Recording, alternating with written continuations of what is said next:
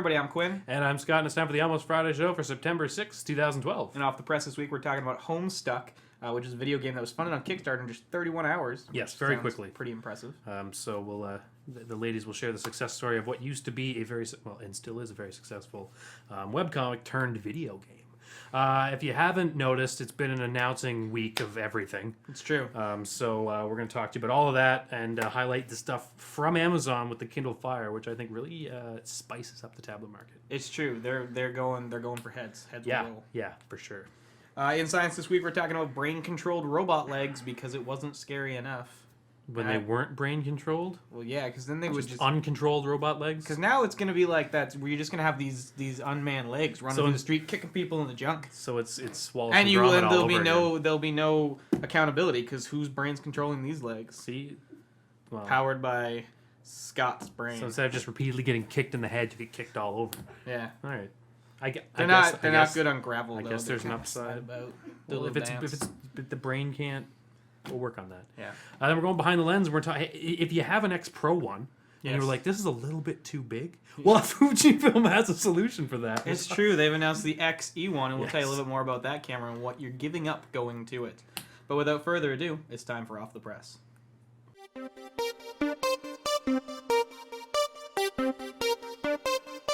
Hey guys, welcome to Off the Press. So the really big thing for this week, since there still aren't a lot of big things, is Homestuck's Kickstarter.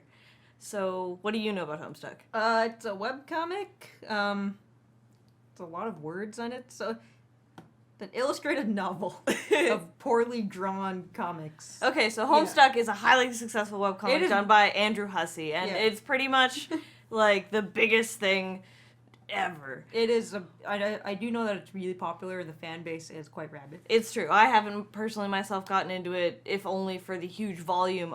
It's been running for a couple of years now, and it averages 5 pages a day in terms of update. Which is not to say that it updates every day, but maybe every other day. And when it does, that's still more frequently than most of the big webcomics. Yeah, it's true. So if you look at it and you're like the art style and you're like, I don't know about this art style, consider how frequently the work has been coming out for that. Pretty crazy. True story. So so Andrew Hussey has decided that he's going to wrap up Homestuck. It's become this enormous epic that started out as a small project where he interacted directly with his viewers, which was an interesting experiment in and of itself. But now it is enormous. And so he has slated the end of it for 2013. He's going to finish it, and then he's going to make a video game. And so he asked for everybody's money, and then everybody gave him their money. And so everybody on Kickstarter. So you said it was funded in like 31 hours? Yeah, it's not record-breaking, but it's close. Very close. It's close. It's a lot of money very quickly for a guy who is making a video game but doesn't have any previous experience in making video games. So the idea behind this, because Homestuck has an incredibly involved plot that I couldn't even begin to explain to you in any way. It's going to be set in the universe with the characters, and it's going to be a more self-contained story. So it'll be separate from the actual story. Exactly. So the original goal was $700,000. At last check, it was at $815,000, but that was 15 minutes ago. So, man, so who knows where it is now? Oh boy, he's got 27 days left as of day of recording, and one $10,000 backer. What? $10,000? Look, it means that your fan troll becomes canon. That's a big deal. That is actually a really big deal. That is actually a especially really for a really successful story like that to have your I think the neatest thing to come out of this Kickstarter is the fact that if you don't know anything about Homestuck, Andrew Hussey took the time to write out what it was. Very considerate. Not in a plot way, but in a explaining the phenomenon to you concept sort of way. It started as this, and now it's this, and this is how this works. In terms of media overall and self-publishing and then going on to do other things with your same IP level, Andrew Hussey has broken a lot of rules and expanded just it's crazy. Insanely, and has definitely told the world what a dedicated fan base can do for you as an independent creator. And so it's very exciting. So there's 27 days left in this campaign, so who knows how much no more plushies money. left, though. Yeah, all the plushies are gone. Yeah. He said he might try and get more. I might release think more. they could at this point. Yeah, They've got probably 27 days safely. to make hundreds more Yeah, plushies. we'll see. The tier awards are all very high quality. Oh, yeah. Like, this is a very well executed thing. Mhm. So I would recommend go checking it out, if only to figure out what it is. Andrew Hussey is a guy who's, you should be paying attention to what that guy is doing right now. Yeah. He hasn't released anything for what the video game is going to be in terms of concept. He's going to be doing this professionally, and he will use, I have no doubt that he's going to use every single cent that he gets totally. out of his extremely dedicated and extremely young fan base. Yeah. So that's pretty exciting. So moving on to a more professional thing. Yes, moving on to The Hobbit. So a couple weeks ago, they announced that The Hobbit is going to be 3 movies. Yeah. With the contents of the second and third movie being giant question marks. This past weekend was Dragon Con, and they've announced titles and release dates for the second and third movie. So everyone knows the first one is An Unexpected Journey, coming out this December. I'm excited for that The one. second one is The Desolation of Smog. Smog? Don't know. I always said smog, but yeah, I also like Smog. I was also 13 when I read it the first I time. yeah. That's coming out next year in December. Mhm. And we also have The Hobbit, There and Back Again, which is the final film coming out in July of 2014. Interesting. So the gaps between the second and third are going to be pretty small. Which Which is is- good, I Yeah. think. It's probably because if they planned it out as 2 movies originally, then the Mhm. third one, it's probably It'd be spaced out a bit too far. And there's a bunch of spoilers and stuff in this article that I don't really want to go into. no. because If you it's- feel like it, the link is in the show notes. It's You like can go read it yourself. spoilers, rumors, and like things that people have picked the panel apart for. So Mhm. it may or may not actually be in The Hobbit. Yeah, the release dates and the titles are the only true things. Yeah. As of right now, based on the kind of titles, it seems like the third movie might end up being like this truly out denouement thing where Yeah. they're like, this was a good adventure, wasn't this it? was a great adventure. Let's smoke some pipes. Yeah. And then there's gonna be like some stuff from Lord of the Rings, and it's gonna bridge the gap or something. So it's like fan service. Yeah. Entire movie of Alright. fan service. Yeah, I'm Yeah. still a little iffy, but I'll go see the first Yeah, I will one go and then see- just base it off that. I saw all 3 of the new Star Wars movies. I think I can sit through the third Hobbit movie. So for trailers this week, Uh. since we gotta have one, Hansel and Gretel Witch Hunters. It looks awful. It looks visually, it looks great. Like the costume design and the I'm character so design looks really good. The actual content, It looks so awful. It looks really bad. I'm so excited for how awful It's gonna be it in looks. 3D, too, and you can tell. It's Yeah, gonna be, like, in you can 3D. tell it's gonna be in 3D. Yeah. But everything about it looks pretty slick Yeah. from like a design standpoint. Also, Jeremy Renner's in it, Yeah, and I think he seems to be doing the whole action superhero thing these days. I can get behind that. Because, I mean, he's got Avengers under his belt Mhm. recently, and then, The he Bourne. was in, exactly, the Bourne new one, and then, so this one is more fantasy, but still run around and beat stuff up. It's fantasy so. action, Mhm. mostly action. Yeah, I don't know. I have a spot in my heart for Van Helsing, Okay. so given that spot, I same think idea. it can move over a little bit, and we'll put Hansel and Gretel in there. Also, the Gretel looks like a badass. Also, Yeah. The prop design and all that stuff looks really good. Mhm. So and the brother sister team thing, Mhm. while the source material is corny as heck, the story looks corny as heck. You don't get the brother sister team in an action movie thing. It's true. Super often. no, not really. That is a less explored trope. Mm-hmm. So if there's going to be anything cool, maybe that dynamic will be it. Maybe. Maybe. Yeah. And in new releases this week, it's a really, really, really big week for TV.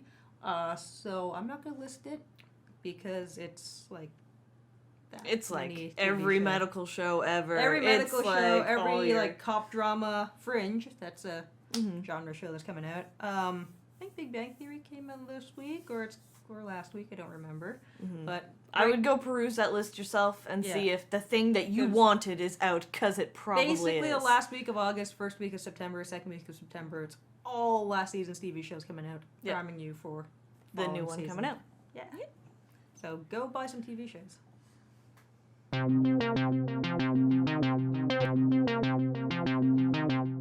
Hey everybody. Welcome to Tech Insight. A bunch of announcements this week, but we're going to start it off with some Nokia Lumia news. Yes, so this was the announcement I actually knew about, because the other two I didn't, and that I was actually looking forward to. So we've heard about Windows Phone 8. We had the Windows Phone 8 announcement, and we're waiting to see the first Windows Phone 8 phones.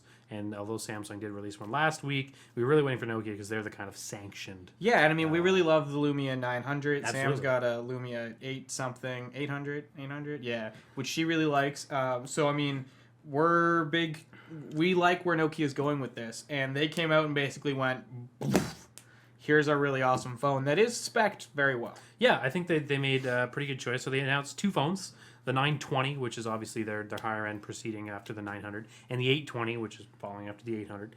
So the 920 is kind of their flagship phone. And first of all, I'd like to say this: the styling's it's better looking than the iPhone 5. Oh, for sure. Way better looking. It's a gorgeous, gorgeous phone. Yeah, you get some cool color options that aren't. None of them are really that tacky either. Like they've got a nice yellow. They got the black if you want black. Things You like get that. the rounded glass, which is something that they do really, really well. Yeah. And it's also a rounded back. But in a really good curve. Like the whole phone is very sleek. It looks like it would fit really nice in the hand. I like the rounded glass idea.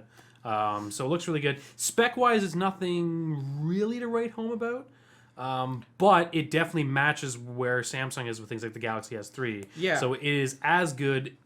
Plus, I think in some ways that we'll talk about in a second. Well, when the 900 came out, they were good enough to compete, but not hitting what the top of the line was. Yeah. Whereas this now is matching the top of the line of other brands. So it's literally the same processor as the Galaxy S3 and all the top of the line Android phones. It's got a nice screen with a big 1280 by 768 resolution Which with is that awesome. curved glass. Yeah. NFC's in there. They have a pretty good camera on the back. We'll talk about the weirdness around that in a second. Nice big battery, 1080p video, looks like a great phone. It's got wireless charging, which they're going to roll out to like certain locations. Like you can go to coffee shops. Yeah, Shops there's a coffee shop company that something like Tea and Leaf or something like that. I had never heard of it. And they've also partnered with some airports. Yeah, so if you're in like an airport charging. lounge, you can charge your phone. And they're going to sell cool little pillow accessories. I thought that was neat. It's like instead of having like a docking thing, it's like a little pillow you throw your phone on and it charges. I think that's kind of cool. They're also boasting their new super sensitive touch screen, which is supposedly supposed to work while using it with mitts or gloves, which is pretty cool. They had the guy demo it with oven mitts, which was cool. It was really funny to see a picture of him trying the to phone hold the phone with the with oven mitts an was oven good. mitt. Yeah. So that's It the was a little 920. ridiculous. It looks really good. The camera. Yeah, so they've gone and used the PureView name, which we've talked about the 808 and its ridiculous 41 megapixel, and it was the best camera phone on the market. So everyone's like, oh my god, you put PureView in this, and Nokia's like, well, PureView is really more of a mentality than a hardware spec, because this is not the PureView in the 808. It is an 8 megapixel image. It is, however, boasting very good image stabilization with a floating lens system on it, as well as very good low light capability. Now, unfortunately, Nokia came under a lot of fire because they showed this video of it supposedly doing its thing, and it ended up that was just shot with a digital SLR, and Nokia's like, oh, well, we're just trying to illustrate how OIS works, but it's like, no, you put PureView on every window that was there. And then it was also when they kind of came back and said, okay, we're sorry, that wasn't real. And just as an addendum, some of the images that you might have seen have been downsampled and da-da-da-da-da. And it was just like, well, now are the images real? Because the images that we were seeing looked really good for a camera phone. It was a camera phone that took a good photo in the dark. So there's been a few people have gotten a chance to do hands-on and done image comparisons. Yeah. And from what I've read, apparently it's one of the best cameras available on a smartphone. Which I'm not surprised about, because they are coming, it's trickle-down technology from the 808, which was a brilliant camera. Now, what I will say is I'm glad they did not put the 41 megapixel thing in there, because it made the 808 just a stupid shape. Well, it was big, yes. Yeah. And this one is not very big. It's nice and thin, and if you can still get 8 megapixels, if you have with a good image stabilization, and importantly with that good low light, you can still get some really good photos out of that. Now, they did follow that up by actually releasing a video that showed a conventional smartphone without OIS against a prototype PureView 920, and it definitely works well. It does have that sort of fakeness to it where the whole world sort of jitters and bends because it's trying to compensate for that, and that could bother a lot of people, but if it doesn't bother you, it is certainly much more stable. They show a video of just someone walking down a pier with both cameras. So I'm glad that they at least said, okay, well, here's some footage. Yeah. And they're also saying this isn't final product because this is a prototype. So theoretically, the image stabilization could get better than what's there. Now, the one thing I really liked, because, you know, if you're big into these phones and you're going to want the 920, that's the flagship. They also released the 820. Now, the reason why this was so clever is it's more or less the 920 inside. Yes. Same RAM, same processor. It's a smaller screen, I believe. Yes, it's Yeah. a 4.8, I think, versus a It's 4.5 and 4.3. Okay. So it's slightly smaller on the 820, but it's still LTE. I think it's got a slightly smaller camera as well, something like 5 megapixels. Yeah, and as it's opposed not to 8, boasting and it's not pure that. view. It's not boasting the pure view Yeah. floating lens But technology. it's supposed to be budget conscious. So we don't really know what that means yet. But if it comes in like the 800 did, it's going to be cheap to buy off contract. Yeah. And it's going to be even cheaper to buy on contract. Yeah. So I could see this hitting, you know, after a little while after launch, maybe $50 on contract, which is ridiculous for the phone you're getting there. Yeah, I mean, it is quite a, it's a good-looking, powerful phone. And all we really need to stress to Nokia is do something, or Microsoft really, do something that's going to convince people to start writing apps for Windows Phone 8. Yeah, because I think with the 820, they're going to take a big chunk out of that cheap Android phone market. For sure. But that's not necessarily the smartphone market. Yeah. We're going to have to start differentiating statistics here because the smartphone market should really be app-heavy users, content-heavy users, you know, the new iPhone, not the 3GS. And I'm certainly and not things like adopting that. Bell's superphone No, that's stupid. categorization Yes. because that makes you just want to drive a car into their building. Yeah. But, you know, I think if I walked in and saw the 820 at a RAZR store as opposed to seeing, you know, any of those cheap Galaxy crap Samsung phones that aren't the S3 and that Yes. aren't the top-of-the-line HTC, I would buy that every time. Yeah, definitely. And if I'm buying a $50 phone, I'm not going to care all that much about the apps. Yeah. I'm not going to be looking for very specific things. I'm going to be like, oh, can I use Twitter? Is Angry Birds there? Yeah. And that kind of thing. So I think they could break into that, but I agree they need to do something if they want to break into the big smartphone. Yeah, because market. the users who will want to spend the extra money on the 920 need a better app ecosystem than what's out there right now. Although I would expect the 920 to come in at a lower price point than the S3 and the new iPhone. Probably on contract anyways. On contract, yeah. Yeah. Well, actually, probably off contract as well. Because the Nokias have been steadily cheap off contract, like $500 for the 900 and $300 or something like that, $380 for the 800, which is compared to like iPhone's $600. Yeah, 600 to 700 Yeah, depending on the so- amount of hard drive you get. So looks good from Nokia. Now Motorola had an event which I didn't even know about, but they did announce a significant amount of phones, and this is Google owned Motorola. Yes. Which is kind of interesting, as we'll talk about which version of Android they got. Yeah, so they announced 3 RAZRs: the RAZR, the RAZR HD, and then the RAZR HD Max. Yes. And as far as we can tell, the only difference with the Max is that you get 32 gigs of memory instead of 16, and it likes to wildly fornicate with things outside of your pocket. Yeah. It just runs up to salt shakers and goes at it To the max. to the max. So the M looks like kind of like I want to say budget model, but it's not because it's $100. Yeah. But, you know, it's got that 1.4 dual-core Snapdragon that everybody has. That's the same that was in the Nokias. Same that's in the 1.5. Galaxy S3, sorry, yes.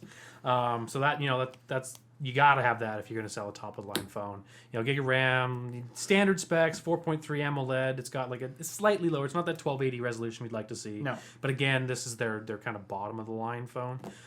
Then you go up to the RAZR HD, and you get a bigger screen, so it's 4.7 versus 4.3, and you get that nicer 1280 by 768 resolution. Yeah, you're also getting a better front-facing camera at 1.3 megapixels. And then going to the Max, I see it's bigger. Yes. And it has a larger battery, so I'm assuming something's different. I think there's a difference in the antennas. Well, yeah, because we tried to read the antenna breakdown, and one of them, and the Max shows HSPA plus, and But those are variants. You're gonna have a Yeah. GSM model and a so and it's a kind of CDMA confusing. model, So really, it's just the extra 16 gigs and the rabid fornication. yeah. Now the interesting thing here is they all look like decent phones. Style wise, nothing to write home about. I personally think they're not quite as good They are looking. thin Android phones. Yeah, they're not quite as good looking as the Galaxy S3, but again, the Galaxy S3 wasn't as good looking as the S2. Yeah. So they're very similar. You know, if you wanted to buy this over an S3 because you liked Motorola better, you wouldn't be missing out. The weird thing is, this is Google-owned Motorola, Yeah. and they are not shipping with the newest version of Android. Yeah, so they're shipping with... They're shipping with Ice Cream Sandwich, Yeah. not Jelly Bean. Yeah. Google owns you. How can you not ship with the newest version of Android?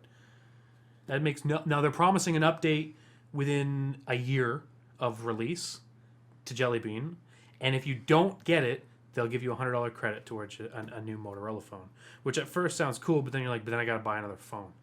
Yeah. Because at first there was rumors there was going to be a cash rebate, which would be awesome. Because you just buy it and 6 months later But be it's like, not. didn't come out in No, time. it's a rebate. So I don't know what they're doing there. I think they should have really just waited like a This month. is the problem with Android, is even Google, who owns the operating system, is like, yeah, whatever. I think that's just Put whatever fits. I think that's just a flub of Motorola being like, oh, that's right, we own by Google. Or someone forgot that 4.1 existed. Could be. It's like, oh, yeah, we put them all on 4 and they're ready to ship, and then like Jim walked in from R&D. He's like, we're on 4.1 now, and it's like, oh, it's too late. They're in boxes. Yeah, too late. Take it back. All right, so those are the phone announcements this week. Good stuff from Nokia, mediocre, middle of the line stuff from Motorola. I think the big thing this week, I think, was the Kindle announcement, which I also didn't know about. I'm really on top of this. No. Yeah, but they've updated the Kindle Fire. Now, we liked the Kindle Fire as a cheap It's tablet true. when it It's came true. out. The new Kindle Fire just takes the tablet market and goes "Ah!" with it. It comes in with a shotgun and shoots all the other tablets in the knees. Yeah, and is still cheaper than everyone else. Yeah. Which we'll talk about because they've done that with a vengeance. So the Kindle Fire HD, they're calling it. They're still going to sell the original Kindle Fire for a reduced price, $160. Yeah. If you want the HD, it's $300. Which is... For the 7-inch model. Yes. And there's an optional 8.9-inch model for only $100 more. No, sorry. What I read was that the 7-inch was $200 and the 8.9-inch was $300. I think it's 3 and 4. Well, we'll have to reinvestigate that. But I'm not. That might be the LT versus the HSPA. Possibly. Anyway, there's going to have the two models. Even if it was $400, that's still $200 less than an iPad almost. $150 less than an iPad. I guess $100 if you talk American. So the cool thing about the Kindle Fire HD at any size is the specs. Yes. So you're jumping in there with a dual core 1.8 processor. That just takes the iPad's A5X and it's almost twice as fast. Yeah. You've got it's not quite Retina resolution, but No, it's very close. It's damn close. It's 1900 by 1200 versus 1048 by 1536. So it's like 254 ppi versus 64 Yeah. ppi. So So they're pretty close. Realistically, you probably won't be able to tell the difference. And also, if you like getting wallpapers for your devices, 1900 by 1200 is a more common resolution. Oh, yes, Than absolutely. 2048 by Yeah. 1536. You know, it's similar RAM. I want this tablet. Now, the cool thing that they're really speccing about this tablet is, first of all, their Wi-Fi is almost twice as fast as everybody else's Wi-Fi. Yeah. Because they're actually using MIMO, multiple in, multiple out. So basically, you're getting you use junk space within the frequency to get more connections over with the same Wi-Fi. So, which is in the Wi-Fi spec. It's nothing fancy and new. Other devices use it, but it's new in the tablet smartphone space. So if you take a Kindle Fire and you take my iPad 3, which is new from 2 months ago or 3 months ago, and you do the same task on the same router, the Kindle Fire will be faster. Yeah. Which is cool. And more important, now that we're starting to push lots of bandwidth for high quality media on our ridiculously sized displays in the tablet, so that's cool. So I believe it's $300 if you get the 16 gigabyte version with Wi-Fi, Yes, which is super cheap. for the 8.9. For the 8.9 inch, $300 for a 9-inch tablet. Yeah. Now it's running a very customized version of Android. Yes. They did release that it was Android 4, so it's ice cream Got all the new sandwich. bells and whistles for the most part. Yeah, but because it's an Amazon product, you're limited to the Amazon marketplace, so you don't have access to Google Play, which is something to think about. Right, but Amazon is making great strides to want you to be in this. Because basically the premise of the pricing for this device is Amazon doesn't see this device as a money-making property. It sees getting someone to buy this device to get the other content That's that right. Amazon wants to offer you as their money-making device. And that's why this tablet is coming in and undercutting it. Yeah. Because Amazon is going, we don't care about profit on the tablet. We want you to buy it, and we want it to be integrated with this, and this, so that you buy our ecosystem. exactly. Because Amazon has a really big ecosystem. Well, that's the of thing. stuff. Is Amazon has kind of creeped up and kind of almost superseded Apple in a lot of ways in what Yeah. they do. They've got Amazon Prime for video, which has an amazing section, and it's streaming, Yeah. which Apple can't match. Plus, you're going to be able to get a Netflix app because it's already in the Amazon store. Yeah. They've got an app store for Android all on their own that's actually has close to as many apps as the Windows 8 store. Yeah. Or the Windows Phone 7 store. And it started almost the same time. They have their own music service, which is really a big. very popular music service down in America, not up here. And let's not forget that this is the Kindle Fire, so books. Not to mention so when you had they announced regular Kindles as well, and they look kind of cool, but we're not really an e-reader show, so we're not going to talk about it. But there's something called their Whisper service. Yes, WhisperSync, which is pretty cool because what it seems to do, by what I've read, is that if you listen to audiobooks and read regular books, it syncs up where you are in an audiobook with where you are in the written book, so that you can go back and forth depending on if you're in the car listening to the audiobook and then you're on your lunch and you're reading your regular book. That's awesome. Provided they're all Kindle-based devices. Yes. Or you're using the Kindle app, I imagine, for the Red book. But again, this is the whole keeping you in Yep. the Kindle book ecosystem, and I think that's a really awesome thing. And the big thing is they are throwing in data. Yeah. So if you buy the LTE one, which I think is $500, if you want the bigger 32 gig with the LTE, or $400 for Yeah. 16 and LTE, something like that. And for $50 a year, Yeah. you get 250 megs of LTE data a month. Which might not seem like a lot, but it's enough to check emails, to download the occasional book and game, and to some extent do some Now, video streaming. to be honest with you, that's stupid smart. Yes. Because first of all, it's cheap. Everyone will pay $50 once a year to just Yeah. be like, well, here's data. But the thing is, right, because I don't have an LTE iPad, and I was kind of like, oh, maybe I would like one.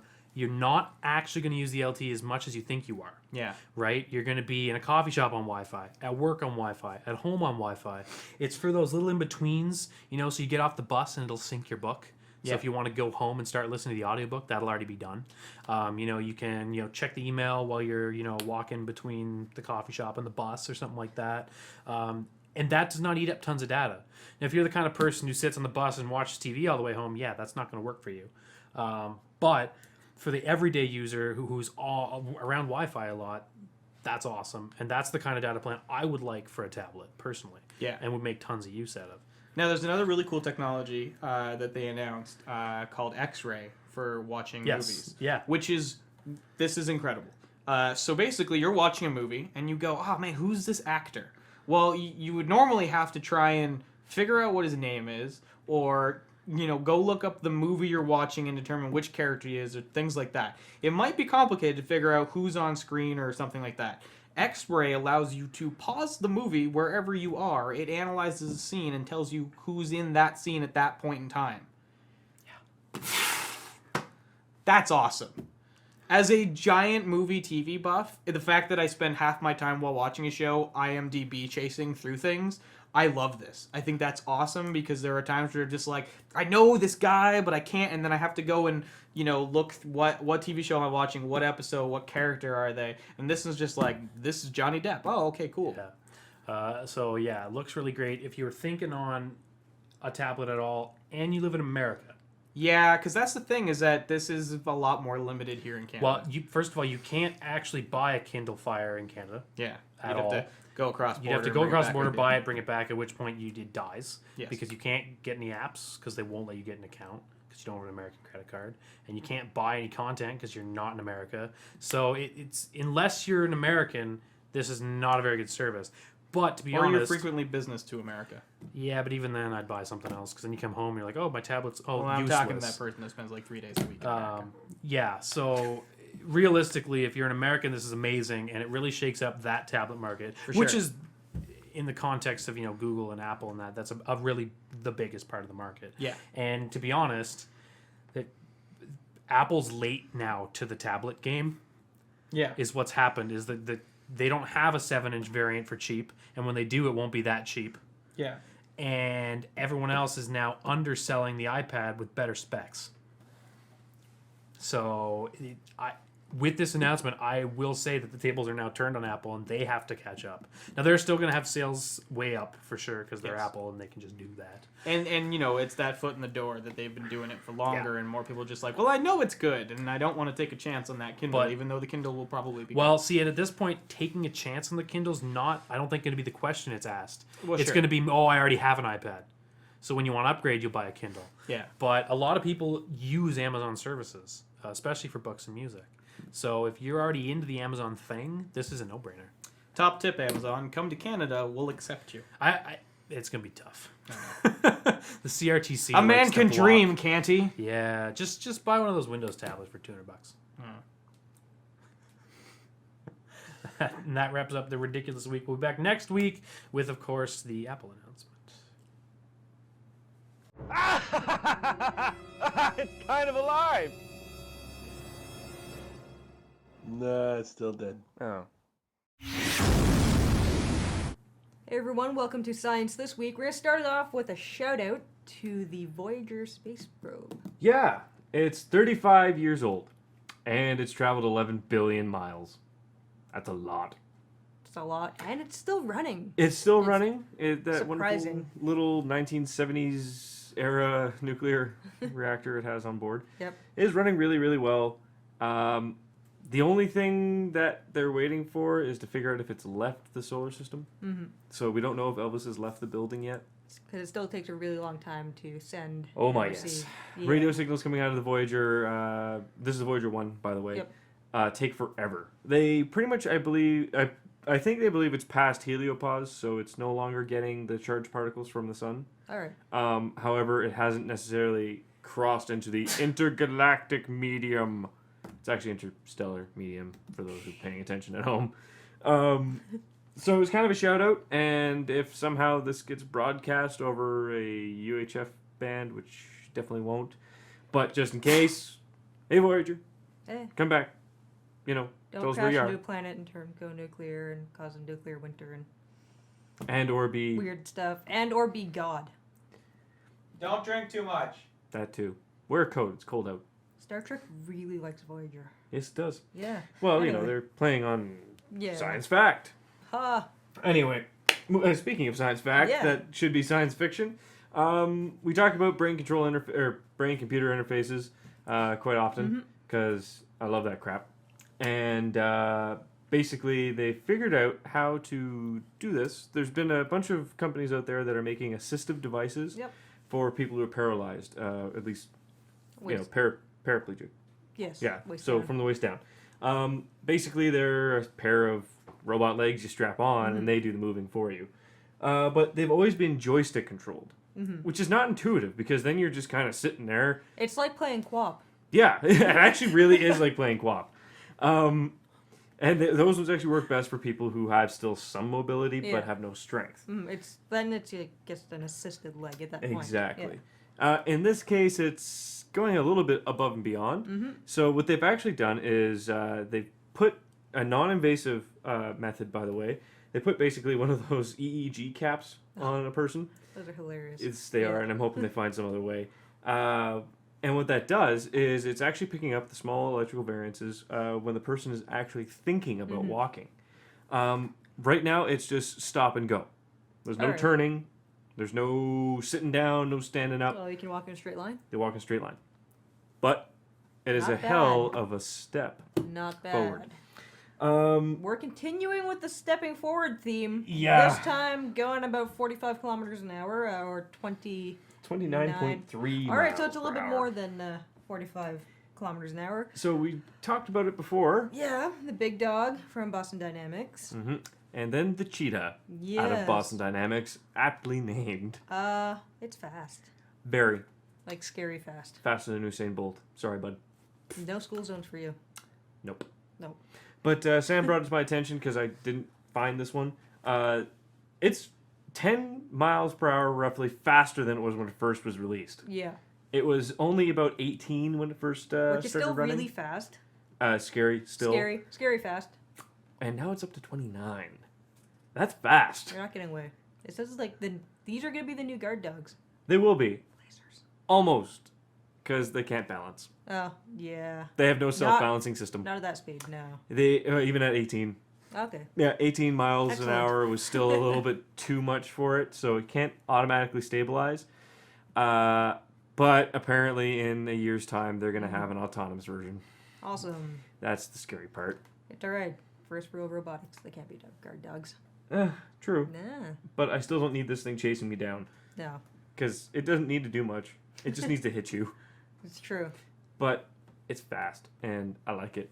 Mm-hmm. I want one. Or 6. So then I can say release the A pack hounds. of them? Yeah. Yeah. Exactly. Send us a pack of these. Yeah. Come on, DARPA. You don't need them. Just saying. Yeah. Anyway, that wraps it up. It's a pretty short week for science.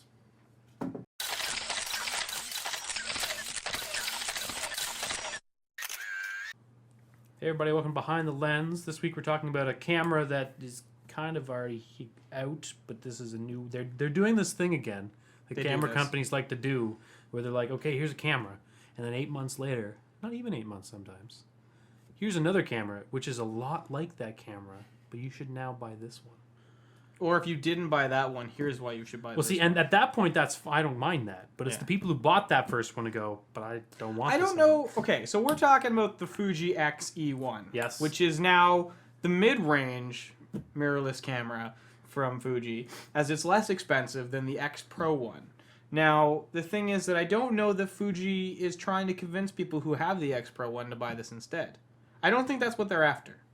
I think they're after the people who were reluctant about the X Pro one from a price point standpoint, and maybe also Yes. size, because it is the biggest of the mirrorless cameras. Yes, and I'm not implying that the X Pro 1 people are going to go out and buy the EX1, but if you owned an X Pro 1, would you not feel a little bit like you got ripped off? Well, so yeah, because that's kind of the problem here with the X-E1, is that it has the same sensor and the same processing, so your image quality isn't any different, and it's smaller, so it's less to carry around, and it has a pop-up flash, which means you don't necessarily have to buy the really crappy cheap flash that they Yeah. can put on there, and it's faster at focusing, and it has a really, really, really awesome 2.36 million dot OLED viewfinder, but it doesn't have the optical hybrid viewfinder that the X Pro 1 does. That's all that it's missing. Yeah. And it's like $600 less. Now, I get that there are some people out there who like the optical viewfinder, like the hybrid viewfinders. Yes. We're not necessarily the people who would appreciate that. No, as because much. in our reviewing of these cameras, we have found that the little frame that moves around to tell you where your picture's going to Not be is not 100%. accurate. Yeah. Which kind of makes using that stupid. And you can't use it when you want to take macro photos. So you end up spending, at least 30% of the time in the electronic viewfinder anyways. So if if you don't have a super hard on for the hybrid electronic optical viewfinder, then it seems like the new 2.36 million dot OLED one in the EX1 is fantastic. The other thing too is you gotta sit there, and even if you like the hybrid electric viewfinder, do you like it $600? Is that how much you like it? Yeah. Because that seems quite a tax to pay for such a small feature that doesn't really, your pictures aren't necessarily going to be any better. Yeah. Unless for some reason you can't compose a shot with an electronic viewfinder, which I can't. I don't know. So the X-E1 is going to be shipping body only for $1,000, and I think it's pretty nice. Like See, overall, I think it's a good camera. This is fine because I liked the X100. yeah, There was some things I didn't like, but the picture quality was great. Yeah. I like the X Pro 1, but it was too expensive. but it was too expensive. Yeah. Now you get everything I liked about the X Pro 1, but at a price point which makes sense for that kind of camera. And I know a lot of people are going, "Oh man, $1,000 is a lot of money." But let's take the OMD as an example, where everyone says $1,000 is a lot of money, and literally everyone who uses this camera loves it. So it's a point that mirrorless cameras are now. It's not like, oh well, why would I spend $1,000 on this mirrorless inferior technology? That is not the case here. Especially because with the X Pro 1, it's an APS-C size sensor that has better image quality than a D7000 does anyways. So this X-E1 at $1,000 with a really good APS-C sensor is really starting to hit that price point of being a prosumer camera that's going to give you functionality and of a traditional nature while delivering really good image quality. Now, it doesn't have all the bells and whistles of something like the OMD, but that's, again, Fuji is still trying to target that sort of traditionalist hobbyist person. So I think it finally makes a lot more sense at that kind of price. Right, it only took Fuji 3 tries to get there. Yeah. So along with announcing the X-E1, they also announced 2 new lenses. One of them being a 14mm f2.8. So good on them. They're keeping up with the bright, high-quality primes.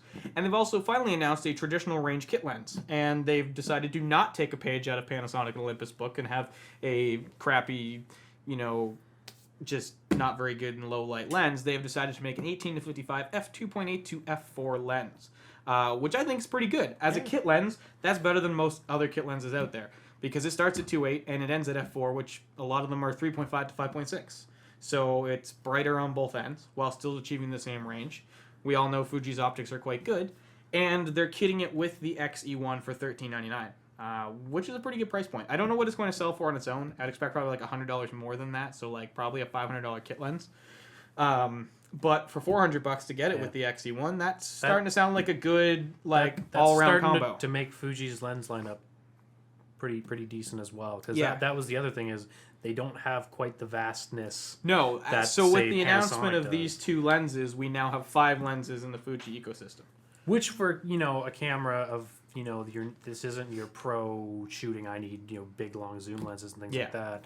That five lenses is getting reasonable, and it's not the Panasonic 5 lenses where it's 5 of the same lenses. Yeah. And I'd also like to point out that the X Pro 1 came out earlier this year, in and around the March-April timeframe. And before the year is over, we now have 5 lenses. Nikon's V series has just hit 6 lenses, and they've been out for over a year. And one of their lenses is a remake. So Fuji are doing a good job. Yeah. And so I think the X-E1 is going to be a good seller. I think it definitely. I think it has potential to sell substantially more than the X Pro 1 because that price point is right where it's like this isn't ridiculous. It becomes the first mirrorless camera from Fuji that I am not immediately turned off of because of price, not because of features, not because of looks, not because of functionality, but because of price. Yeah.